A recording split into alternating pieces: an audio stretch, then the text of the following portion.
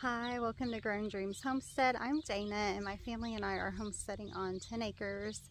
It is Friday, May 3rd, and our average last frost day is usually the middle of May, usually around Mother's Day, which is next weekend. And the 10-day forecast looks really good temperature-wise, so I think I'm good to start planting. Our 10-day forecast is also full of rain every single day, which actually makes me happy because anytime it's not raining, like right now, I can start getting some things in the ground. So it has rained most of the day today, off and on, just little showers. So the dirt is nice and workable. I can pull weeds pretty easy, and I'm gonna get some seeds in the ground. So I brought my case down here, and the first things I'm going to be planting are some climbers to go on this trellis, and also my corn. Now I normally plant my corn in a really big bed back behind this sycamore. See my huge sycamore? Isn't she beautiful? I usually plant it back there, but the last couple years it hasn't done well back there, and I find it harder for me to take care of because I'm not around it every day like I am the garden. So I'm actually going to put a big patch of corn here in the garden in one of these back corners that we got tilled up yesterday, and hopefully it will do well in here, and the fencing will hopefully keep it more protected from the critters that like to eat our sweet corn. So we're going to get that stuff planted, and I thought I'd bring you along. We'll see how much we can get done. Alright, so this is my little DIY trellis. It's not pretty, but it works. It holds up beans and cucumbers and things that climb. So in this jar I have some pole beans. So there are some goose beans, which are an heirloom that I got from my mom. The story is that they were found in the neck of the goose, and that is why they're called goose beans. They do have strings, but they are so good. Yeah, so we like them, even though you gotta string them. And stringing beans is part of the fun. So I'm gonna plant them along this trellis where they can climb, and they will look really pretty growing on this arch in the middle of the garden. So I'm gonna do half of the trellis with these. And I still have a good amount of beans canned, but it's always good to have more. So I want to make sure I have plenty. I'm also going to be planting some bush beans too, but I'll do half these, and then half is another pole bean, and I actually don't know the name of it because I've been saving seeds from it for a while, and they are less stringy, and they are these purple looking beans. So we will do them on the other half of the trellis. And it was real fun last year. It was the first time I had this in. Just being able to reach up and pick beans, and I don't know, I think it looks pretty too.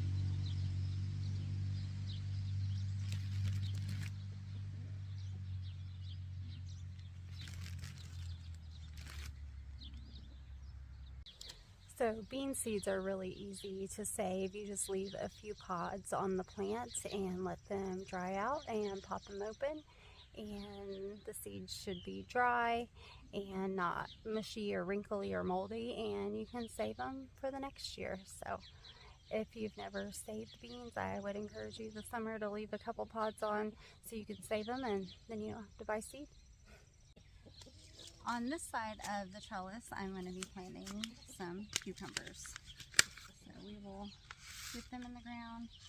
I did this last year. The only difficult part is when you get a cucumber that sticks into the fencing part and then grows that way, and then it is hard to get back out.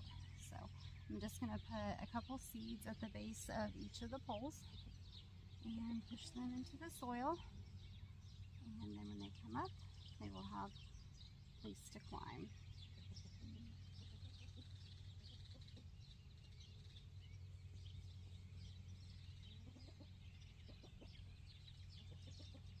You can save seeds from cucumbers but you have to let the fruit get pretty big, and as it gets bigger it will turn like yellow and orange, and then that's how you know the seed is ready and viable to be saved for the next year. And it never fails, you always have a cucumber that you miss, so if that happens, that's just an opportunity to save some seeds. Alright, cucumbers and beans are planted. Next is corn. So here behind me is where the corn is going to go. There's the arch trellis we just planted everything else on. So I just used my hoe to make little furrows in the ground for me to plant the sweet corn. So I am planting peaches and cream sweet corn. It's really good. It's got like the multicolor like yellow and white kernels. Super yummy, and it is good when you plant corn to plant it in a block because corn is pollinated by the wind. So when it gets the tassels on there, the pollen will fall from them down to the corn stalk part with the silks, and then the pollen sticks on the silk, and then the silks, actually each one of them goes to a kernel. So you want to make sure you have a nice block of sweet corn planted so that you'll get good germination and you won't have ears that aren't developed well or don't have all the kernels on them. So just a little tip for your sweet corn. We're going to get these in the ground.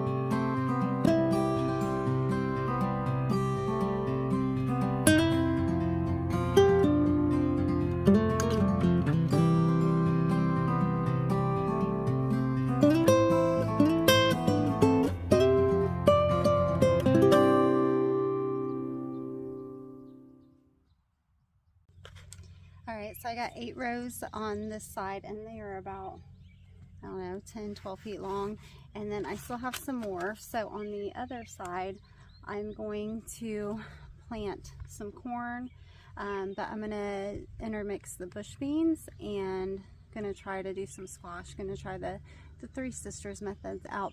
I've tried it before and it seemed like it was really difficult, like in a large area, but since I just have like a little bit left in this pack, I figure I might as well do a little block over there and try some Three Sisters. So that is corn, beans, and squash.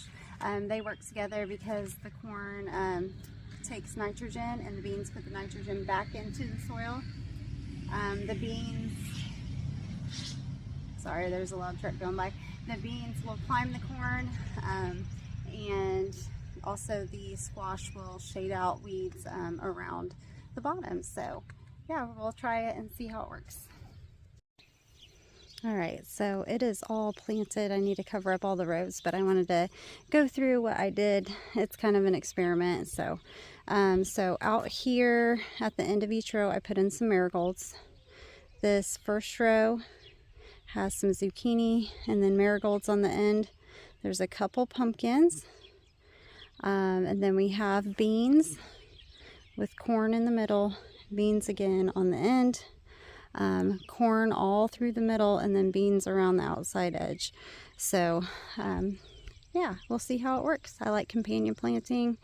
It's one of the things I try to do. So also in this back corner I put some birdhouse gourd seeds and some marigolds, and in that back corner I put some birdhouse gourd seeds and some marigolds, and then I put some marigolds here as well. So then when we come down the path we'll have marigolds on both sides, hopefully. I think that'll be pretty.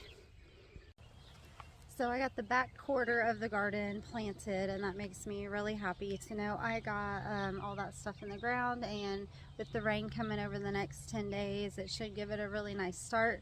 It's fun to try new stuff, and the great thing about gardening is there is no garden police that's going to show up and look at your garden. You can do whatever you want, and you can plant things in different places. Look into companion planting. It's really fun to grow things that work well together. I try to do that in my garden and also over in the orchard.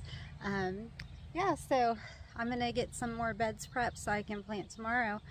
Thanks for hanging out with me, and I hope you're having a good one. Bye.